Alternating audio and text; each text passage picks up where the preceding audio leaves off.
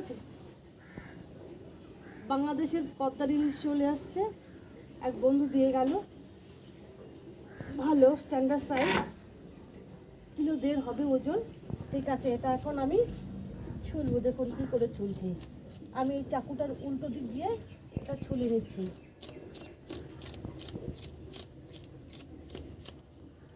একদম তাজা। দেখুন আমি কী করে কাটবো। আস্তে সাবধানে, ইয়ে না হয়ে যাবে, হাত না কেটে যায়। এখন একটু পজ দিয়ে দে। হ্যাঁ, আমার মাছের আঁশ ছোলা হয়ে গেছে। এখন আমি ধুয়ে নিচ্ছি।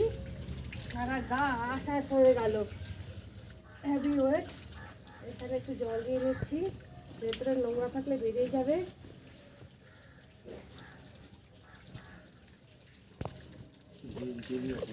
আর ছুটি বলে মাছটা আমি কাটবো, নাহলে 1.5 কিলো ওজন।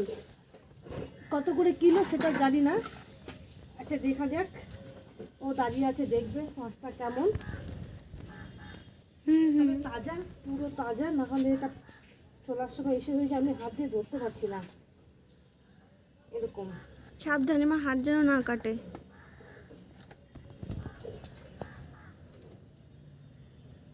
খুব টাফ হয়ে যাচ্ছে আমার পক্ষে কাটা। দারুণ, দেখুন একদম টাটকা রক্ত আজ থেকে। একদম দারুণ, একদম তাজা মাছ। তাজা মাছ। কারণ লোটা কি দেখলে মাছ বোঝা তাজা যায়। কিনা বুঝবো এই জিনিসটা দেখে। এটাকে বলা হয় লুকা। এই জিনিসটা লুকা বলা হয়, বা এটা মেটে খুব বলতে কম পারি। মাছেই হ্যাঁ, পাওয়া যায়, এটা এটা একমাত্র। যদি গলে যায় তাহলে মাছটা নরম, আর এটা যদি শক্ত থাকে তাহলে মাছটা ভালো। এটা আমি তুলে নিয়ে এটা আমি মাছের ঝোলও খেতে পারবো। দেখুন একদম তাজা। এগুলো আমি খাই না। হ্যাঁ, এটা মাছের মেটে, ওই যে পিত্তিটা ফেলে দাও। এটা রেখে দিব। হ্যাঁ, ব্যাস। একদম মাছের ঝোলে দিয়ে দিবেন। হ্যাঁ, একটুখানি একদম রাখো, মেটের মতো। দেখি একটুখানি পিত্তিটা দিও না। ব্যাস, ফেলে দাও। পিত্তিটা কিন্তু তিতা হয়ে যাবে। ব্যাস, হ্যাঁ। রেখে দাও, ব্যাস হয়ে গেল। এখন আর এটা আমি এইভাবে রেখে দিব। হ্যাঁ, এখন থাকো। শুধু আমি ফুল কাটা। বাবা হ্যাভি, মাছটা খুবই তাজা, নাহলে খুলে যেত। এটা আমি খুলে রেখে দিলাম। বেশি করো না গো। আরে অন্যদিন আমার সময় হয় না, না এটা ফেলে দিয়ে রেখে দিব। একদম তাজা, রক্তটা দেখা, একদম তাজা রক্ত। দেখো হাতটা কেটে যাবে। এটা কোথা থেকে এনেছে? এই চ্যাংড়া বান্ধা থেকে। চ্যাংড়া বান্ধা থেকে। এখনই জাস্ট দিয়ে গেল, এখন আমার এক বন্ধু দিয়ে গেল। এটা এভাবে রেখে দেবো, যেদিন রান্না করবো সেদিন কেটে নিব। ফ্রিজে একদম তাজা। আর এটা দেখলে বোঝা যায় যে মাছটা কেমন হবে। আমি এইভাবে কেটে রেখে দিব, কারণ আমি হাত দিয়ে ধরতে পারছি না। পিছলাই যাচ্ছে।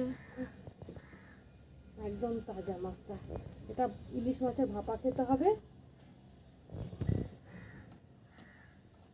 কাটবো মা ভিডিওটা। এটা এক লম্বা পিস রাখবো না, একটা ছোট ছোট পিস করবো।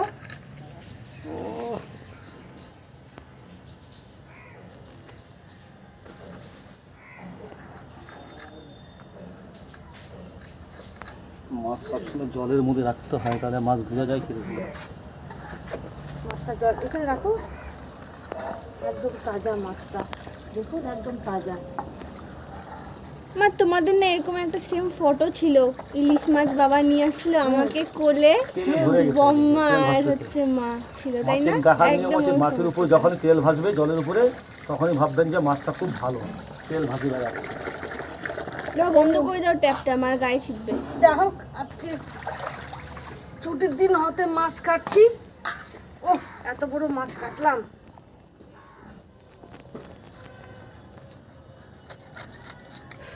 দেখুন একদম তাজা।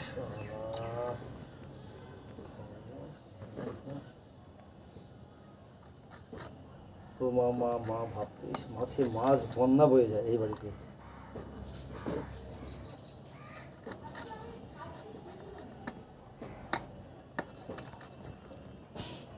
মাছটা কেটে রাখলাম, তাহলে সুবিধা হবে। রান্না করার সময় তাড়াতাড়ি হয়ে যাবে। দাও তো আমাদের তো ভালো বাম্পার দাও দরকার। কোথাও গেলে ঘুরতে গেলে তাও নিয়ে আসবে। ব্যাস। হ্যাঁ একটু বড় দেখে হচ্ছে এটা নিতে হবে। বেশি লাগতে নাই মাছ। এই মা ওর লুকাটা চলে যাচ্ছে।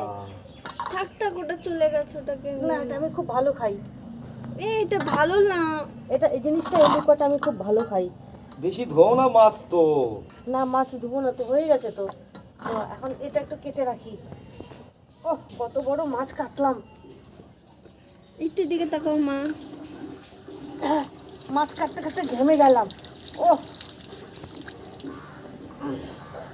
ঠিক আছে, ঠিক আছে। অনেক বড় মাছ কাটলাম আজকে আমি। উঠায় ফেলো ফাটাফাটি। ঠিক আছে, দেখতে থাকো টাটা। সকালে। বন্ধ করে দিলাম।